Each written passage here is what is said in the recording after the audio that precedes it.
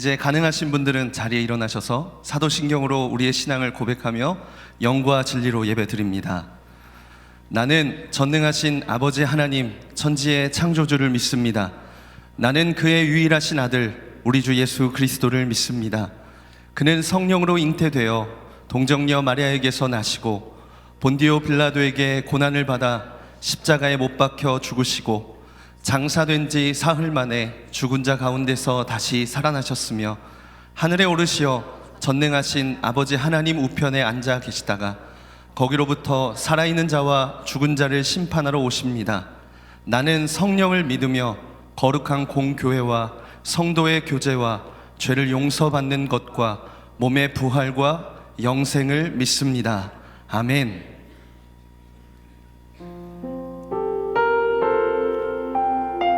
성령님은 따뜻하게 그리고 인격적으로 우리를 예배의 자리로 인도하십니다.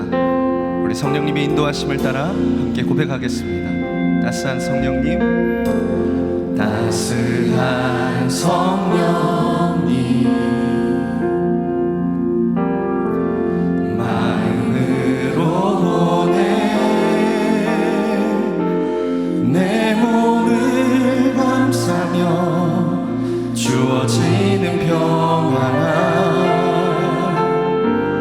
만족감을 느끼네. 다시 한번 따스한 성령님, 따스한 성령님,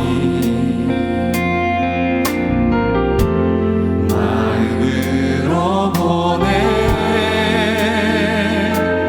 내 몸을 감싸며 주어지는 평안함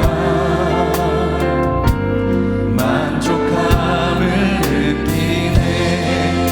부르신 곳에서 나는 예배하네.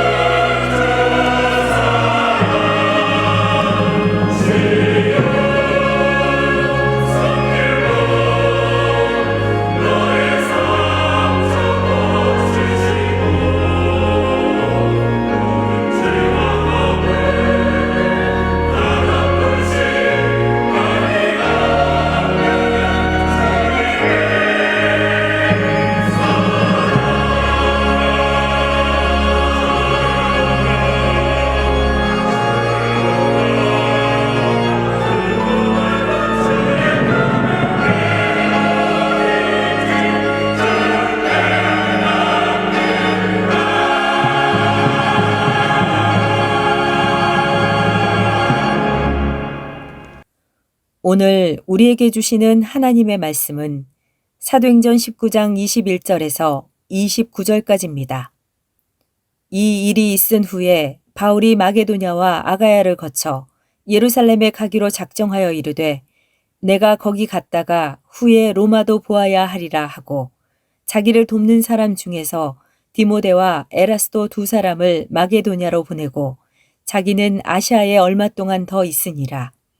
그때쯤 되어 이 도로 말미암아 적지 않은 소동이 있었으니 즉 데메드리오라 하는 어떤 은장색이 은으로 아데미의 신상 모형을 만들어 직공들에게 적지 않은 벌이를 하게 하더니 그가 그 직공들과 그러한 영업하는 자들을 모아 이르되 여러분도 알거니와 우리의 풍족한 생활이 이 생업에 있는데 이 바울이 에베소뿐 아니라 거의 전 아시아를 통하여 수많은 사람을 권유하여 말하되 사람의 손으로 만든 것들은 신이 아니라 하니 이는 그대들도 보고 들은 것이라. 우리의 이 영업이 천하여질 위험이 있을 뿐 아니라 큰 여신 아데미의 신전도 무시당하게 되고 온 아시아와 천하가 위하는 그의 위엄도 떨어질까 하노라 하더라. 그들이 이 말을 듣고 분노가 가득하여 외쳐 이르되 크다 에베소 사람의 아데미여 하니 온 시내가 요란하여 바울과 같이 다니는 마게도냐 사람 가이오와 아리스다고를 붙들어 일제히 연극장으로 달려 들어가는지라. 이것은 주님의 말씀입니다. 아멘. 오늘 본문의 말씀은 에베소에서 일어난 한 소동을 우리에게 설명하고 있습니다. 오늘 23절 말씀에 이 도로 인하여 적지 않은 소동이 있었으니 라고 말씀하고 있지만은 바로 큰 핍박이 일어났음을 의미하고 있습니다. 어떻게든 모든 것이 무사하고 태평하고 안정되기를 바라는 것이 인지상정이지만은 하나님의 역사는 반드시 그렇지만은 않습니다. 무사하고 태평하기를 바라지만 핍박이 있고 그러나 이 핍박이 있는 가운데 하나님의 역사가 더욱 크게 번져갔습니다. 자, 그런데 이 에베소에 왜 핍박이 일어났을까요? 앞서 20절 말씀에 그 이유를 발견할 수가 있습니다. 이와 같이 주의 말씀이 힘이 있어 흥왕하여 세력을 얻으니라. 주의 말씀이 흥왕하여 많은 영혼들을 얻고 있었기 때문입니다. 많은 사람들이 주님께로 돌아왔기 때문입니다. 여러분, 아무 일도 없었다면 아무런 핍박도 없었을 것입니다. 그러나 말씀이 능력이 있어 그걸 입증하는 이적들이 일어나고 있었습니다. 많은 사람들이 주께로 돌아오고 있습니다. 교회는 부흥해 갔습니다. 그래서 핍박이 있는 것입니다. 흥미로운 사실은 게으르고 나태한 사람에게는 아무런 핍박이 없다는 것입니다. 존 번연의 철로 역정에 보면은 순례자 크리스천이 마귀와 진검승부를 벌입니다. 더러운 마귀와 생사를 건 전투를 벌입니다. 그런데 마귀와 전투하는 사람은 이 크리스천 뿐입니다. 다른 모든 사람들은 잠들어 있었습니다. 마치 무엇에 취한 것처럼 아무것도 하지 않았습니다. 그래서 마귀는 그런 상황이라면 따로 해야 할 일이 없음을 알고 그들이 계속 자도록 내버려 두었습니다. 게으름과 나태가 마귀의 역할을 대신하고 있었기 때문입니다. 배부른 돼지에게는 핍박이 없습니다. 왜 핍박이 있겠습니까? 자, 그런데 말씀이 흥왕하여 세력을 얻었기 때문에 핍박이 임하였습니다. 오늘 이 사도 바울이 훗날 그의 믿음의 아들 디모데에게 이렇게 편지를 써서 보냈습니다. 무릇 경건하게 사는 자들은 반드시 핍박을 받으리라. 무릇 경건하게 사는 자는 반드시 핍박을 겪습니다. 경건하게 살고자 하는 자에게 핍박이 있습니다. 핍박은 오히려 건강한 신앙의 증거가 되고 있습니다. 당시 에베소는 세계 4대 도시였습니다. 자, 그런데 이 에베소의 한 중심에 아데미 신전이 있었습니다. 이 신전은 그리스 아테네 아크로폴리스에 있는 파르테논 신전의 4배의 크기입니다. 높이는 18m, 길이는 130m, 저 기둥들은 모두 127개입니다. 고대 세계 7대 불가사의 중에 하나였습니다. 자, 이 신전에는 무엇이 있었을까요? 바로 아데미의 신상이 있었습니다. 그녀는 전쟁의 신이요, 사냥의 신이요, 풍요의 신이었습니다. 자, 문제가 바로 여기에 있었습니다. 이 아데미 신의 신상을 작게 모형으로 만들어 팔아왔던 것입니다. 사람들이 저 신전에서 제사를 지내고 경배를 하고 나서 나갈 때 그 조그만 신상을 구입해서 자신들의 집으로 가 그것을 모시고 그것을 섬겼던 것입니다. 자, 이 모형은 아무도 만들지 못했습니다. 전매 특허가 있었던 것입니다. 그래서 부르는 것이 값입니다. 이것은 굉장히 좋은 사업이었습니다. 오늘 본문 속의 한 인물이 이 사업의 총책임자입니다. 그가 오늘의 소동의 바로 주인공입니다. 그는 은으로 세공업을 하는 사람입니다. 오늘 성경은 그를 가리켜 은장색이라고 말씀하고 있습니다. 그에게는 많은 직공들이 있었습니다. 그 직공들이 아데미 신상을 만들므로 저들의 삶이 풍족했습니다. 우리 말씀 같이 읽겠습니다. 데메드리오라 하는 어떤 은장색이 은으로 아데미의 신상 모형을 만들어 직공들에게 적지 않은 벌이를 하게 하더니 그가 그 직공들과 그러한 영업하는 자들을 모아 이르되 여러분도 알거니와 우리의 풍족한 생활이 이 생업에 있는데 그런데 무슨 변고가 일어났다는 것입니다. 여러분, 이 에베소의 은장색들은 은으로 아데미 신의 신상을 만들어 팔아왔습니다. 독점적 권한을 가지고 그들은 큰 돈을 벌고 있었습니다. 그런데 바울의 복음 전파로 인해서 그들의 사업에 큰 타격을 입게 되었습니다. 그럴 수밖에 없지요. 사람의 손으로 만든 것은 신이 아니라 하였으니 당연히 신에게 경배하지 않았고 그리고 물건도 사지 않았던 것입니다. 심지어 우상들을 모아 불태우기도 했습니다. 우리가 지난주에 살펴보지 않았습니까? 에베소에 바울이 들어온 지 3년이 경과되었을 때 사람들은 더 이상 우상을 구입하지 않았습니다. 아니, 집에 있는 우상까지 다 꺼내어 불태웠습니다. 이래서 소동이 지금 일어나고 있는 것입니다. 자, 여기에서 잠시 멈추어 한번 생각해 보겠습니다. 사람들은 왜 종교를 갖는 것일까요? 오늘 우리는 왜 하나님을 믿고 있습니까? 자신의 유익을 위해서입니까? 그러나 하나님께서 말씀하시지 않으셨습니까?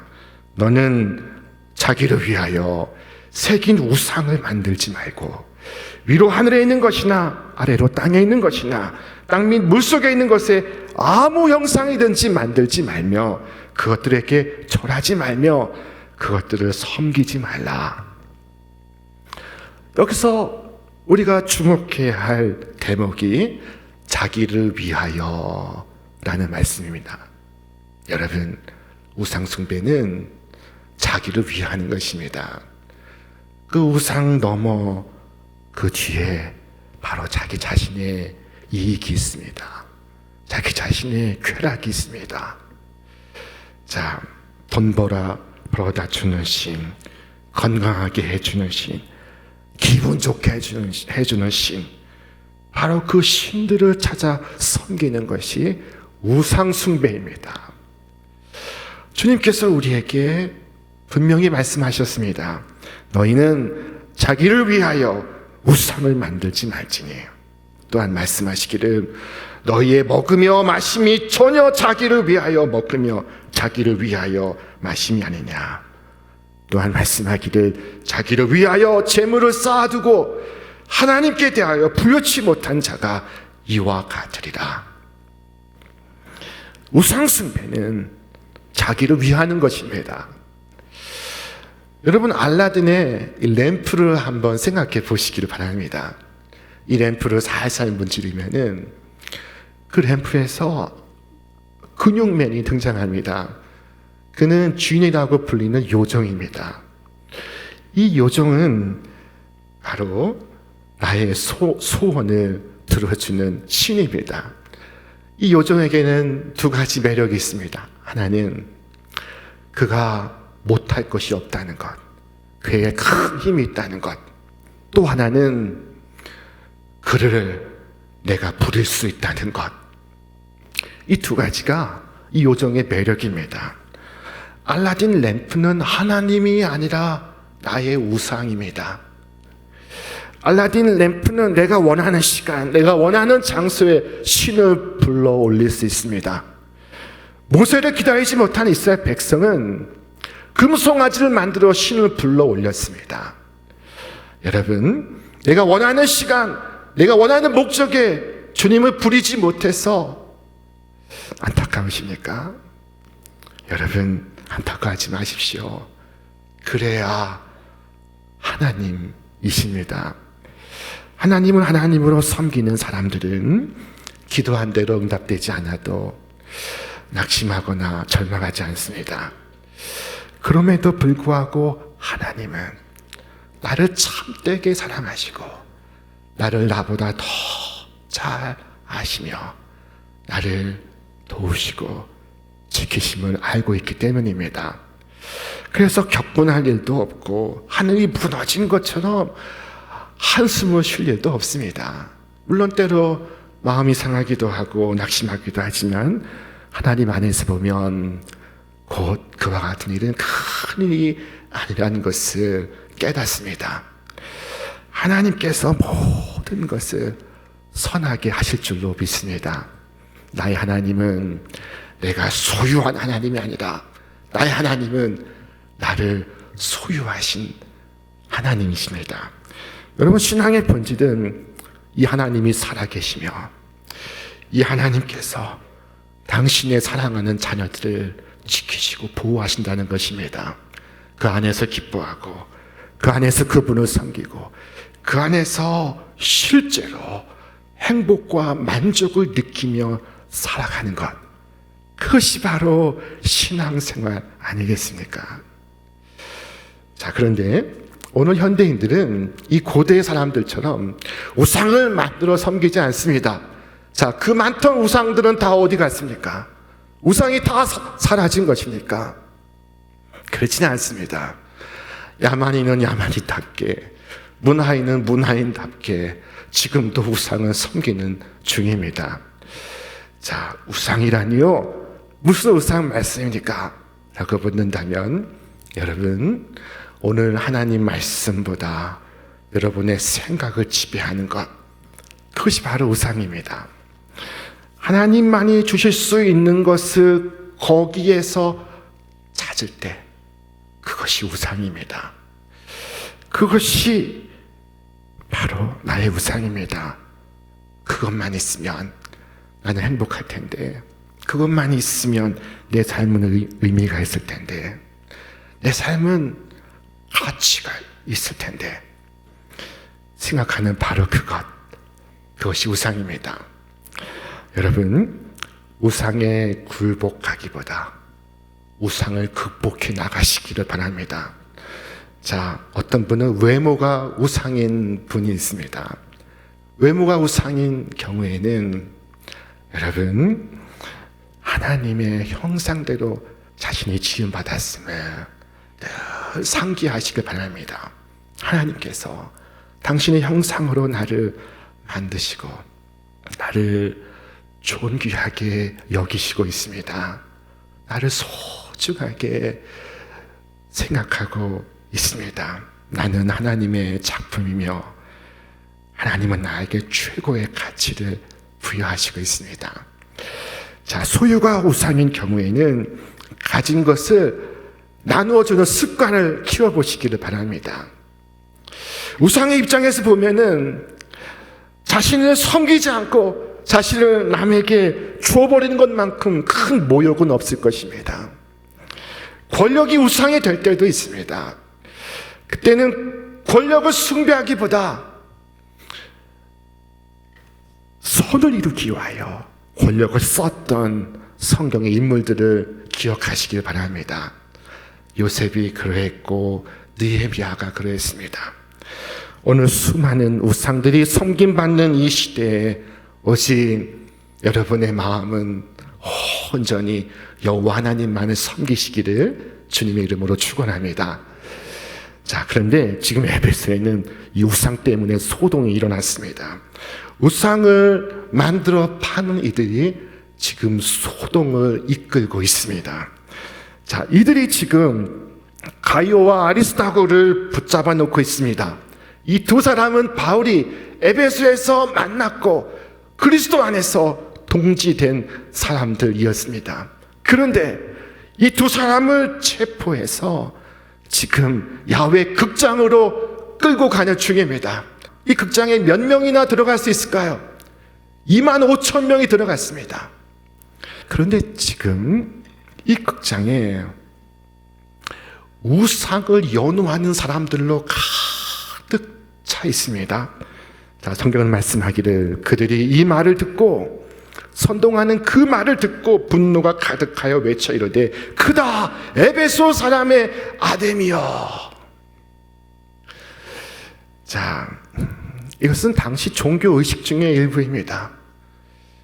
그들이 2시간이나 이 구호를 외쳤다고 합니다. 크다 에베소 사람의 아데미여. 이것은 일종의 종교적 최면입니다. 저들은 지금 최면 상태에 빠져 있습니다. 지금 정신을 놓고 있습니다. 이때 바울이 그 안으로 들어가려 하나 바울의 동역자들이 그를 가로막습니다. 그를 아끼는 관리들 역시 바울을 만류합니다. 자, 그런데 오늘 본문에 아주 재미있는 말씀이 등장하고 있습니다. 사람들이 외쳐 어떤 이는 이런 말을 어떤 이는 저런 말을 하니 모인 무리가 분란하여 태반이나 어찌하여 모였는지 알지 못하였다.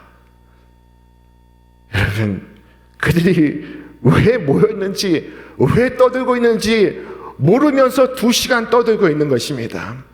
이것이 군중들이었습니다. 다 떠드니까 자기도 떠들고 있습니다. 그러나 내가 여기 왜 와 있는지, 내가 지금 무엇을 떠들고 있는지를 알지 못하고 있습니다. 모인 사람들마다 서로 말이 달랐고 온통 뒤범벅이 되어서 무엇 때문에 이런 일을 행하는지 이해조차 하지 못하고 있습니다. 그런데 이 난리 속에 서기장이 마침내 등장합니다. 자, 그가 무리들을 진정을 시킵니다. 그리고 질서를 잡습니다.